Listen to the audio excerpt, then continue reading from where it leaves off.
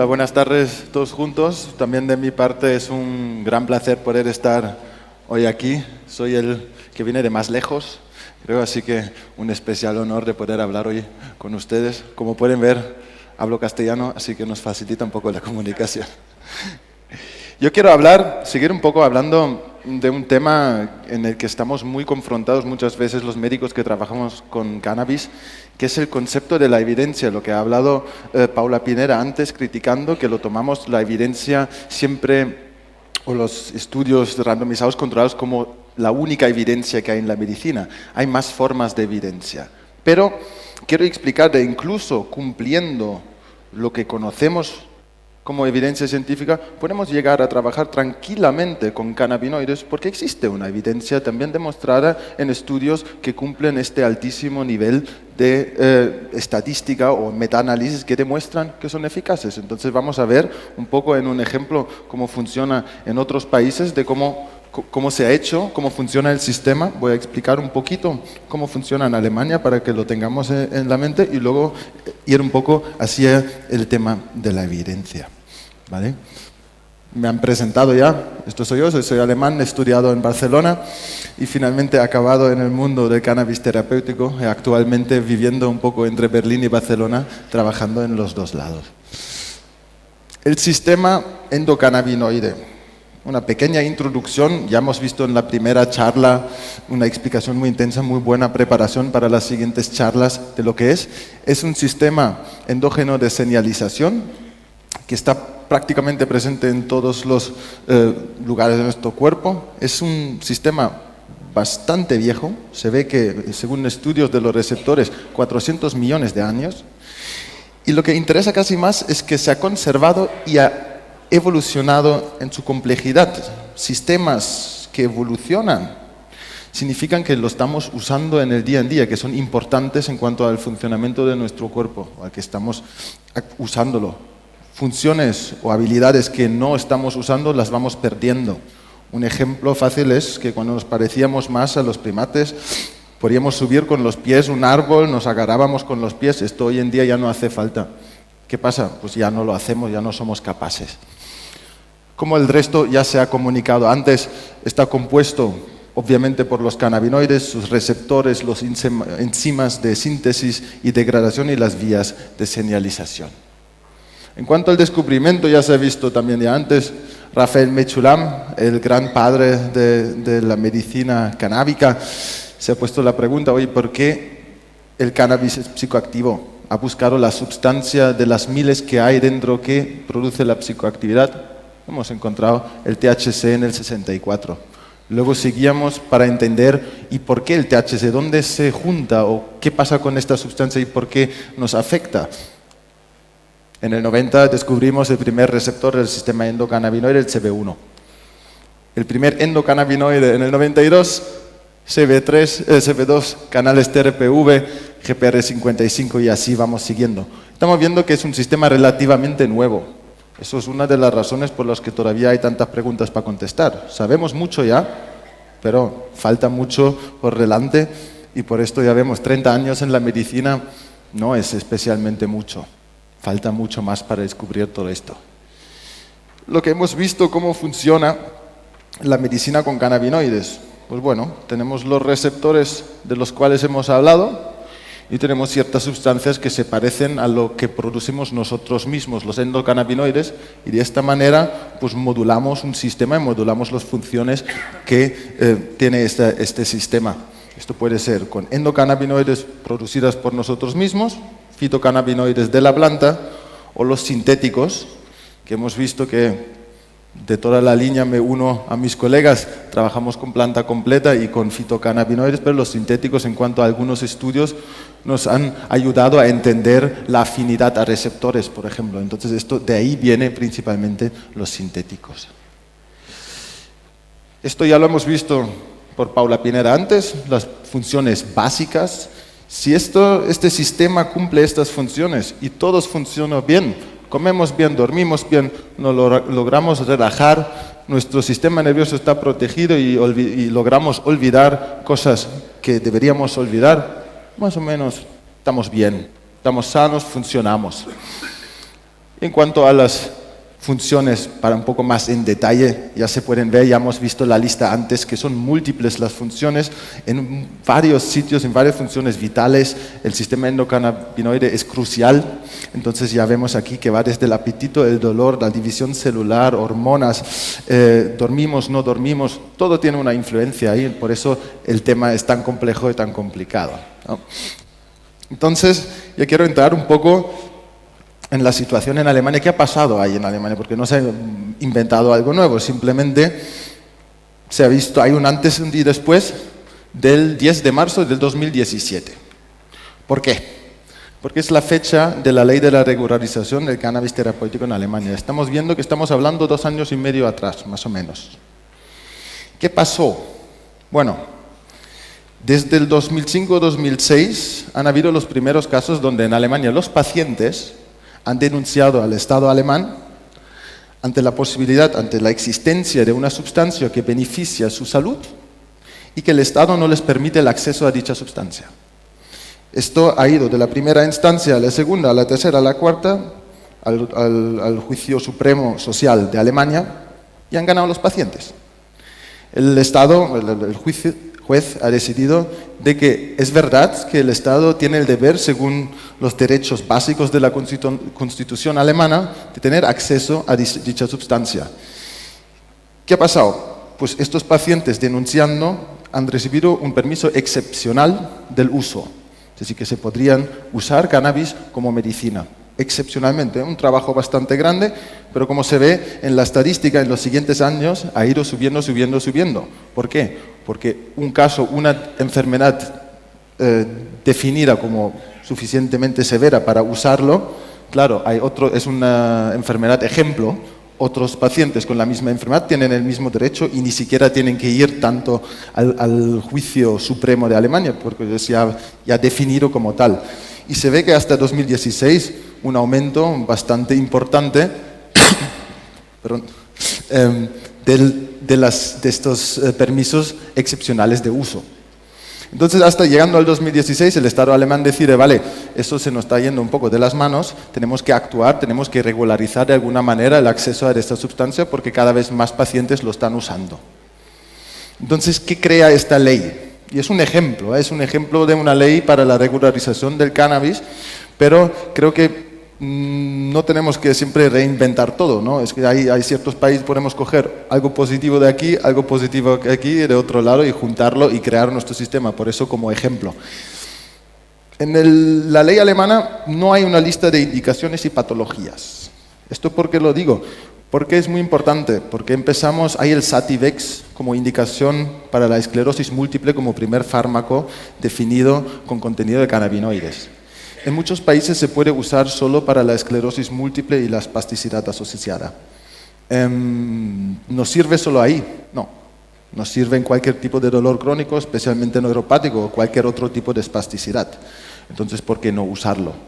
Es importante que no haya lista de indicaciones porque es el criterio del médico. Si conoce bien el sistema y sabe que beneficia al paciente, pues lo empleamos, como con cualquier otro medicamento también. Hay muchos países donde hay una lista. Un ejemplo en Europa sería Portugal, con 12 enfermedades donde se pueden emplear cannabinoides. Todos los médicos pueden prescribir cannabis. Con un pequeño asterisco, los veterinarios y los dentistas no. El resto todos. Eso es también importante, ¿por qué? Porque no podemos limitar el acceso a estas sustancias solo a anestesistas o solo a neurólogos, porque es muy multidisciplinar. En muchas de las diferentes especialidades médicas se pueden emplear. En dermatología, la parte tópica, en oncología, en paliativos, en el médico de familia tradicional muchas veces es el primero que lo usa. En Alemania se ve un aumento mucho de la prescripción a través del médico de familia. ¿Por qué? Para prevenir, porque no tenemos que llegar a la última instancia para usar los cannabinoides, podemos empezar a usarlos antes. Es obligatoria la colección de datos de manera anónima. Esto es interesante y es un punto que no lo tenía tanto en cuenta, pero me gusta. Es decir, que cada vez que lo prescribimos en Alemania cannabis, tengo que recoger datos y introducirlos en un sistema del gobierno. ¿Por qué? De manera anónima. Esto es para hacer un estudio observacional a gran escala, a los 5, 10 y 15 años, para realmente entender mejor el sistema. Un punto que me ha sorprendido cuando lo he leído en la ley. Muy bien para realmente aprender más sobre este sistema. Y existe la posibilidad de que todo este tratamiento está cubierto por el seguro. Otro punto muy importante, porque ¿qué nos sirve todas las leyes si al paciente no le llega un producto de calidad a un precio razonable? Si no lo puede pagar, no nos sirve todo lo que estamos haciendo acá. Este sí que es un punto muy, muy importante a considerar. ¿Cómo funciona? Pues el médico hace una petición al seguro explicando el caso, bastante trabajo burocrático, pero si ya lo hemos hecho algunas veces, pues ya va cada vez más rápido. La respuesta en 30 días viene por parte del seguro. Si en caso de paliativos son 3 días. Solo se puede rechazar si se argumenta bien. Es decir, que no me pueden decir no, no lo queremos y ya está, sino tiene que estar argumentado si se rechaza. Y una vez aceptado, nos sirve para el resto, es decir, no hay límite temporal. Y podemos variar entre los diferentes tipos de cannabinoides que hay. Para tener la idea, en Alemania lo que tenemos de momento, más o menos unos 30 tipos de flores, 3 extractos, Dronabinol, Marinol, Sativex, toda la gama. Nos faltan extractos, aquí tenemos una riqueza de extractos que en Europa nos faltan. Esto va aumentando, cada vez hay más preparados, cada vez hay más cosas, pero podemos usar dentro de todo lo que creemos como médico, de lo que más se beneficia el paciente. De momento, una cosa importante, de momento se está aceptando un 60% de las peticiones que se están haciendo. Es relativamente poco, pero va en aumento. Es decir, que los médicos también tienen que aprender a usarlo, ¿no? Entonces, una pequeña cosa, un dicho alemán, ya que soy probablemente el único alemán aquí, significa, no todo lo que brilla es oro. A la izquierda veis la versión alemana, el carbón pintado, a la derecha la versión tropical, ya que estamos un poco más en el sur. ¿Qué quiero decir con esto? Pues que hay ventajas, pero hay desventajas también de este sistema. No es todo perfecto, suena muy bien todo lo que hemos escuchado, pero tienen algunos puntos de crítica también, obviamente, como lo tiene todo. Hemos visto las ventajas, más o menos lo hemos visto antes, ¿no? Lo hemos explicado, no hay lista de patologías, todos los médicos pueden prescribir, hay muchas variaciones diferentes, puede ser cubierto por el seguro. Al igual, un punto interesante son los últimos 2, porque he trabajado en España y en Alemania. En España la situación es un poco más, es prácticamente como aquí. En Alemania está integrado en el sistema. Entonces, para un médico, ¿qué significa esto? Un alivio enorme, porque trabajo mucho más juntos con los otros médicos. Es un trabajo interdisciplinar. Puedo pedir al neurólogo que me haga una prueba de imagen, puedo hablar con el oncólogo, puedo hablar con el anestesiólogo, trabajamos juntos, nos intercambiamos. Al mismo tiempo, si no está integrado, hacemos como siempre una cosa aparte. ¿Quién es el que no se beneficia de esto? El paciente. Porque tenemos una situación caótica medicinal donde un médico hace una otra cosa, el otro otra, uno no quiere saber nada del otro tratamiento. Bueno, estamos hablando de una persona, es muy bien que estemos trabajando todos juntos porque es lo que más se beneficia al paciente. Y como último, interesante, viajar y conducir. El hecho de conducir es muy controvertido. En Alemania, si estamos más que 3 meses de manera controlada con sustancias como son los cannabinoides o otros medicamentos, existe la posibilidad de tener un sello especial en el permiso de conducir y podemos manejar coches. ¿Vale? Esto lo aceptamos. Es seguramente una cosa un poco compleja, pero creo que deberíamos tratar como con cualquier otro medicamento también. No es el único medicamento que es sedativo o que es psicoactivo, sino hay que saber manejarlo y si estamos estabilizados, ¿por qué no? Y con viajar es lo mismo. Es un permiso y podemos ir dentro de la Unión Europea y prácticamente todos los países. Hay algunos países musulmanes donde todavía es un poco complicado, pero principalmente está abierto a todo tipo de países. Desventajas. Bueno, lo que hemos visto, gran trabajo burocrático y relativamente poca remuneración. Es para cada paciente, bueno, es 1 hora de trabajo, 1 hora y media de trabajo para un médico. Si no conocemos el paciente, hacer la petición al médico, al seguro, es mucho tiempo. ¿vale? Pero bueno, esto está cada vez más facilitado, hay más ayudas, vamos mejorando este sistema. Tutela del médico. Es un poco lo del seguro, ¿no? Que el seguro nos pueda decir a nosotros médicos qué se debe hacer o qué no. Que decir, no quiero decir que los médicos sabemos todo, pero hemos visto el paciente y lo hemos estudiado 6 años. Para que venga otro que nos diga, no, esto aquí no es indicado, es complicado. Solo es obligatorio poner en los productos en Alemania, poner la cantidad de THC y CBD. Algunos poquitos empiezan a poner más valores, en la gran mayoría solo estos 2 datos. Es un poco penoso, sería más bonito tenerlo más abierto hacia otros componentes que tienen los diferentes productos canábicos, porque hay más que 140 cannabinoides y más que 400 terpenos y flavonoides, así que un poquito más de información sería agradecida. El CBD puro no está, el CBD puro, quiere decir aceites de CBD tal y cual, de momento no están incluidos en la ley porque la gente simplemente no sabía tanto del CBD y se ha introducido el THC como sustancia narcótica. El CBD, si viene en la planta o si viene mezclado con otro aceite, se puede usar, pero solo CBD de momento no. Están haciendo una actualización de esta ley que probablemente en marzo o abril del año que viene va a llegar, donde se va a incluir el CBD. Dificultad de encontrar médicos que lo prescriben. El problema que hay en todos los lados. Hay pocos médicos que se atreven y saben trabajar con estas sustancias. También ahí hacemos esfuerzo. La Fundación DAI acá, nosotros en Alemania, con otras instituciones, intentamos favorecer la educación, educar a los médicos para que esto cambie. Pero de momento es una realidad de que es muy difícil encontrar médicos que trabajen con ello. Y otra cosa, el filtro de uso lúdico versus el filtro del uso médico. Claro, si tenemos la flor cubierta por el seguro, habrá alguno que dice, uy, si a mí me gusta usar de manera recreativa cannabis, ¿por qué no intento que el seguro me lo paga? Existe, no lo voy a negar, existe, pero es un poco, claro, los pacientes nos vienen, vamos evaluando y realmente es un trabajo extra, pero se puede hacer, no es un gran problema. ¿Vale? Entonces, un poco sobre dónde se usa. Se puede ver que en Alemania la gran mayoría se usa en dolor y espasticidad. Esto está cambiando mucho. Esto tiene que ver con lo de las excepciones de los permisos excepcionales, porque era más fácil tenerlo por dolor. Entonces, desde que se tiene la ley, esto se está atenuando y se está viendo hacia otras indicaciones, pero todavía un poquito.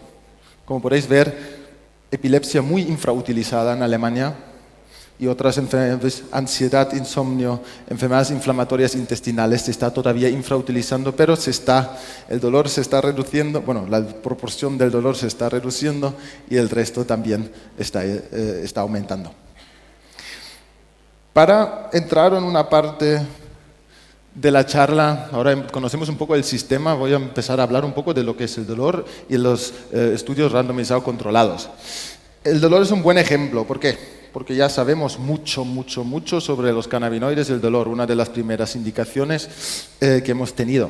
Entonces, en el dolor agudo parece que no nos sirve tanto, en el dolor crónico tenemos resultados muy claros. Tenemos aquí, os he puesto 2 de ejemplo, 2 estudios grandes, 2.500 pacientes, donde se ha visto, y los metaanálisis sucesivos, importante, porque esto hablamos de la gran estadística, todo es muy estadístico. Se ha visto que una reducción eficaz en dolor crónico y otro con más que 600 pacientes con una reducción significativa del dolor y de la espasticidad. Vale, lo aceptamos. ¿Esto qué es? Esto es la lista con la que en Alemania se ha argumentado la ley. Esto viene del JAMA Studies 2015, es un metaanálisis hecho entre Alemania y Suiza, donde esto es la parte referenciada al dolor y a la esclerosis múltiple, y se ha visto evidencia moderada, baja, moderada, pero se ve que funciona. No esperemos ahora de los estudios que se ha hecho en el pasado que salga el gran espectáculo, pero clarísimamente se puede ver que es eficaz. No tenemos que tener, cada sustancia tiene que ser altísimamente potentísimo, porque aquí estamos hablando puramente de la reducción del dolor en una escala análoga de 1 al 10. No estamos hablando de calidad de vida, no estamos hablando de funcionalidad, de habilidades de hacer su día en día, tareas del día en día. Hablamos puramente del dolor. Y otra pequeña anécdota con esto. Yo soy alemán, pero he vivido casi la mitad de mi vida fuera de Alemania. En España, en Portugal, en Brasil. Entonces me conozco mi país bastante bien de dentro, pero también bastante bien de fuera. Si una cosa se puede decir sobre los alemanes, que son unos cuadrados pesados con el orden, la exactitud. Si en un metaanálisis entre Alemania y Suiza se ha visto que tiene evidencia, ¿qué vamos a discutir hoy otra vez sobre evidencia, ¿no? Es un poco...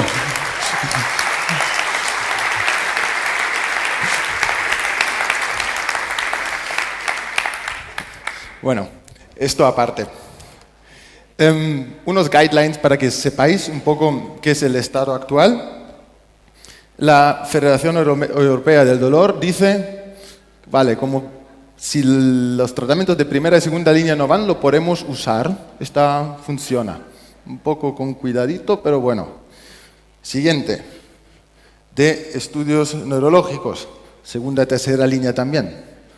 En la Canadian Pain Society de tercera línea y en la Association for Study of Pain americana una recomendación leve en contra del uso. Es decir, que cómo puede ser que ahí nos dice, cada uno nos dice otra cosa, ¿no? Es un poco así, es decir, vale, que sí, que no, que quizás, que no sabemos, que quiero, ¿vale? Entonces, para explicar un poco qué es este problema que tenemos, este dilema que hay con los estudios randomizados controlados. ¿Por qué no muestran o por qué muestran tantas cosas diferentes?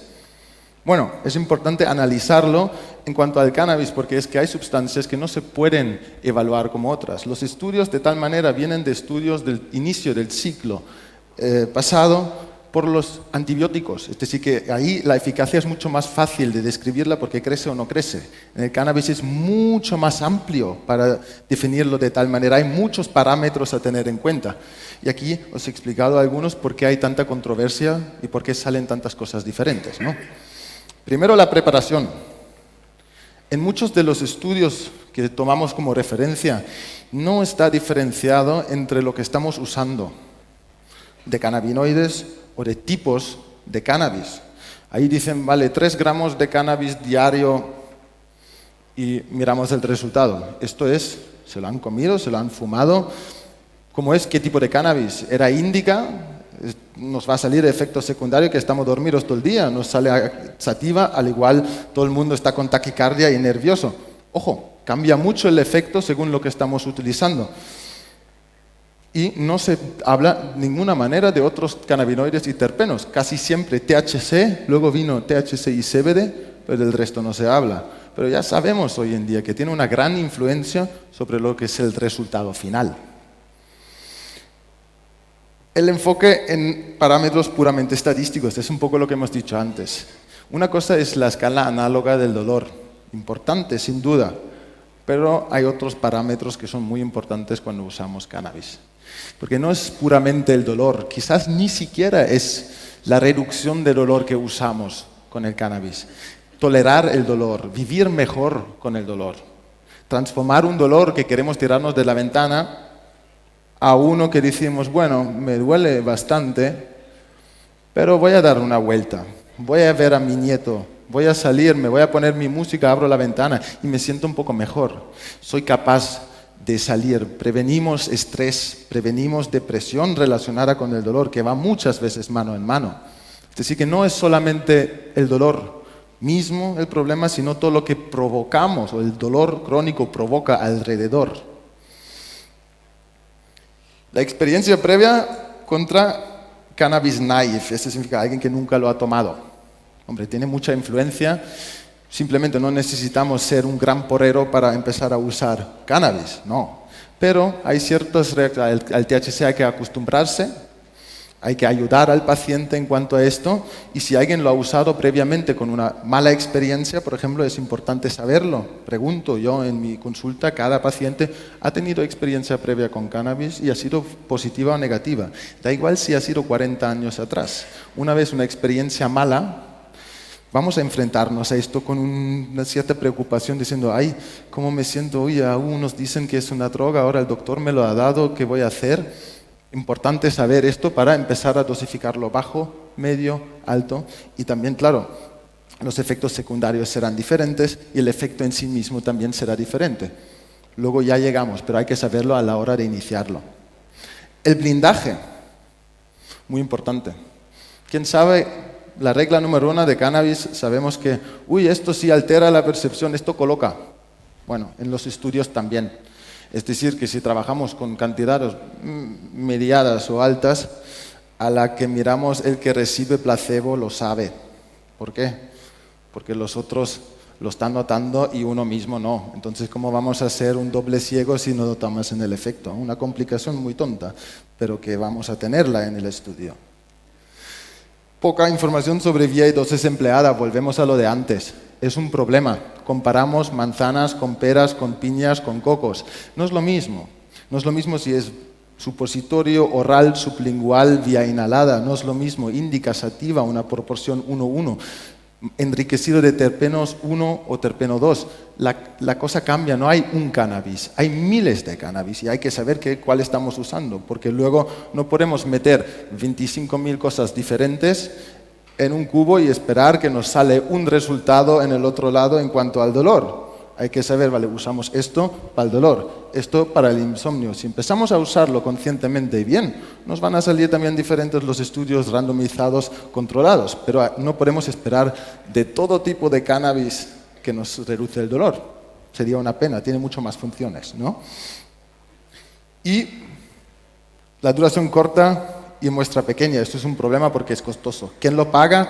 El cannabis no se puede patentear, solo ciertas proporciones exactas, entonces grandes farmacéuticas no están muy contentos con la idea de pagar estudios así, los estados tampoco del todo. Al final intentamos manejarlo entre centros médicos que lo usan para tener esta evidencia, porque claro, es una complicación. Y esto es un punto interesante, porque en los Randomized Controlled Studies quitamos dos grupos que se benefician mucho del tratamiento con cannabis, que son los que tienen comorbilidades complejas, gente con muchas enfermedades diferentes y gente con antecedentes de trastornos de uso por sustancias. Tanto un grupo como otro se beneficia mucho por el perfil poco tóxico y seguro de los cannabinoides. Gente con una situación compleja le logramos quitar medicación usando cannabis. Estos dos grupos en estos lados, en estos estudios, se quitan, pero son quizás los que más se beneficiarían y más mostrarían una mejoría en los estudios. Entonces, llegamos un poco a la parte práctica de la charla, del trabajo que tenemos delante. ¿Cómo podemos integrar los cannabinoides en su sistema de salud en marcha, que funciona? Es decir, que no hay que crear un sistema de salud separado, sino integrémoslo en lo que tenemos, porque al final, ¿qué es un medicamento más, una sustancia más, o un grupo de sustancias más, pero que se pueden usar sin problema? Ni mágico ni mito. ¿Qué quiero decir con esto? Bueno, tenemos que dejar por un lado las discusiones de que el cannabis es la maravilla para todo tipo de enfermedades y cualquier cosa soluciona. Me cae el pelo, cannabis. Una uña encarnada, cannabis. ¿Qué más? Cannabis. No, tiene indicaciones y contraindicaciones como cualquier otra cosa. Y por otro lado, lo mismo. No podemos aceptar que no, eso es una droga. No, no es una droga. Depende del uso. Muchas sustancias, dependiendo del uso, son una droga recreacional o una droga medicinal. Depende del uso. Ni un extremo ni otro extremo nos ayuda. El cannabis tiene indicaciones, contraindicaciones, efectos secundarios, interacciones medicamentosas y no pasa nada. Lo tienen todos los medicamentos. Lo tenemos que saber y aplicar. Punto. Nada más. No tiene más misterio. Acabar con la estigmatización y acabar con el miedo. Son dos puntos importantes porque el cannabis se ve todavía muy estigmatizado. ¿Vale? La gente dice, esto unos dicen que es droga, otros dicen esto, uno se siente muy perdido en el medio. Y estamos muchas veces puestos como un poco en esta dirección. ¿Cómo lo podemos solucionar? Pues con seminarios como el de Daya hoy, otros con educación. Al final es la educación. Si nosotros nos educamos sobre lo que es el sistema y cómo funciona, estas discusiones no las tenemos que volver a tener. Porque si la gente sabe, bueno, cómo funciona y que es una planta que se usa, perfecto. Y el miedo, quiero enfatizar en dos tipos de miedo. Hay primero el miedo del paciente, que dice, ay, no sé, es algo como me dicen tanto bueno, tanto malo de esta sustancia que ya no sé lo que hacer. Y el miedo del médico, que ahí hay dos tipos de médicos diferentes, dos tipos de miedos diferentes, perdona. Primero el miedo de decir, ay, esta sustancia, yo no sé, no me siento muy cómodo trabajar con ella, la dosis es complicada, los guidelines no existen, es todo muy nuevo. A este médico le digo, adelante, pregunte. Hay la Fundación Daya, muchos otros sitios donde podemos preguntar. Pregúntenos, ayudamos, estamos ahí para que este conocimiento se vaya más allá. No tengan miedo. Preguntan, lo explicamos y luego lo usen. Otro miedo es el miedo del médico ante los otros médicos. Eso es un punto interesante, porque como es un tema tan controvertido, lo he visto en España, en Alemania, y estoy bastante seguro que acá es lo mismo, de que los médicos tienen miedo de la estigmatización de los otros médicos. Es decir, que, ay, mira ahí el médico porrero, ¿no? Además yo lo he experimentado esto bastante, soy el más joven, tengo un piercing y voy muy por esta dirección que me dicen, ay, mira qué cosas hace. Bueno, hay que asumirlo, hay que reírse con ello y decir, mira, es una sustancia nueva, está funcionando, lo empleamos. Y al inicio se ríen, pero ya estamos en Alemania, ya estoy dándome cuenta que después de un tiempo cada vez los que se rían antes ahora se vienen como aproximando, diciendo, oye, ¿cómo era esto exactamente? Se están empezando a interesar, así que es un punto interesante. Muy importante dar la información completa también sobre los efectos negativos, ¿vale? No nos neguemos, no digamos que esto es maravilloso y no tiene efecto y tal, no. Lo tiene como otras cosas también. Hablemos abiertamente de esto y vamos a tener pacientes donde nos sirva el cannabis y vamos a tener otros donde no nos sirva. Y es normal. Hablemos abiertamente de un lado y del otro. Y aquí otro dicho alemán, que es das Rad nicht neu erfinden. ¿Esto qué significa? ¿Qué quiere decir ahí? Bueno, significa que no hay que reinventar la rueda. No hay que hacer el trabajo 25.000 veces diferente, ¿no? ¿Por qué? Porque en la medicina ya existen sustancias que vienen de plantas, ya existen de sustancias que son psicoactivas, ya existen sustancias que son sedativas, existen sustancias que nos influyen sobre el manejo de un coche. Todos estos miedos, sustancias que tienen un riesgo, un potencial de adicción, mucho más alto que en el cannabis, pero existen otras. ¿Y por qué aquí lo vamos a reinventar todo nuevo, nuevas reglas y es un gran espectáculo? No, es lo mismo que con muchas otras sustancias también. Entonces, ¿por qué estamos intentando, no montemos o intentemos montar un camino nuevo? Comparemos con lo que existe. Entre la comunidad médica lo más fácil para convencer a otro colega es comparándolo con algo ya existente. No tenemos por el cannabis inventar algo nuevo. Podemos compararlo. Existen para cualquiera de estos grandes miedos que tenemos en cuanto al cannabis, existe por lo menos una u otra sustancia donde tenemos el mismo problema. Y con las indicaciones es lo mismo. Existen indicaciones. Lo hemos visto en estudios de nivel altísimo estadístico.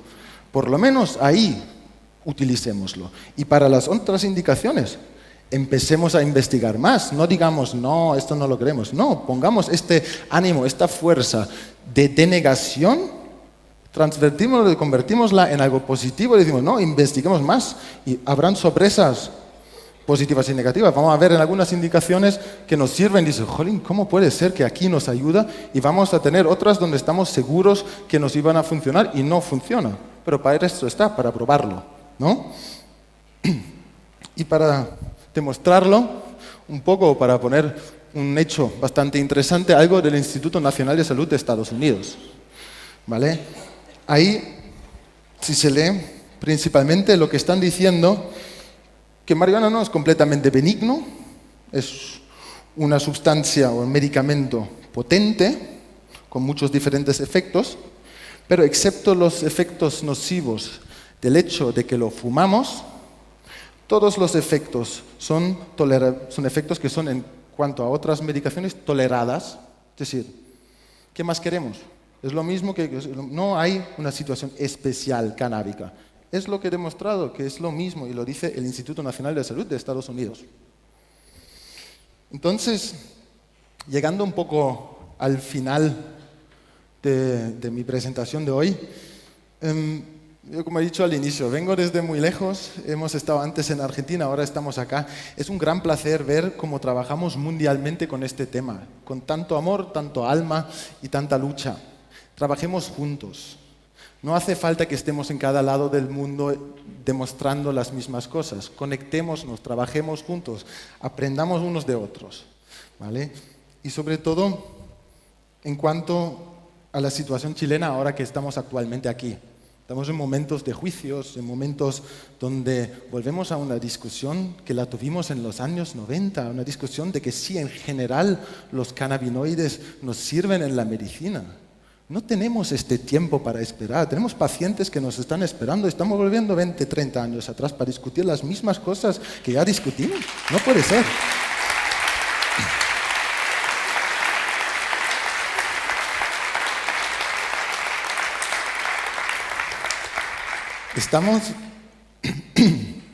Estamos en un momento que no podemos parar. Quiere decir que estamos viendo internacionalmente que cada vez más países lo legalizan, cada vez más países importantes que lo hacen bien. No Alemania, Francia lo acaba de decidir, Inglaterra, Alemania, Portugal, Estados Unidos, Canadá, Israel, otros países latinoamericanos. ¿Cómo que la evidencia que ahí nos lleva a la regularización, aquí no existe? No puede ser. Es que la evidencia científica es una cosa que no conoce una frontera, es una cosa que es universal para todos. No puede ser que aquí haya una evidencia diferente que en otros lados, ¿vale? La cuestión no va a ser si se regulariza o no, la cuestión va a ser cuándo y cómo. Y cómo, lo hemos visto antes, con unos ciertos trucos se puede hacer muy bien. Entonces, un poco relacionado y en cuanto a los médicos, que tengamos una cosa consciente. Esto es el juramento hipocrático chileno, no es el alemán ni el chino, bueno, aunque se parecen mucho porque juramos más o menos todo lo mismo. Pero hay una frase que quiero que se vea aquí con más detalle. Llevaré adelante ese régimen, el cual de acuerdo con mi poder y discernimiento será el beneficio de los enfermos y apartará el del perjuicio y el terror. Eso es una frase que nos dice que nos ponemos ante todo por el bien del paciente, con todo nuestro conocimiento. Y la falta de conocimiento no nos protege de esto. Es decir, actualicémonos, tenemos que estar al tanto, actualizado para llevar la mejor medicación posible a nuestro paciente. Solo porque no queremos escuchar o no queremos ver, no significa que esto no es el deber, porque lo hemos jurado todos. Lo hemos jurado todos los médicos a esta frase. Entonces, adelante. ¿Vale?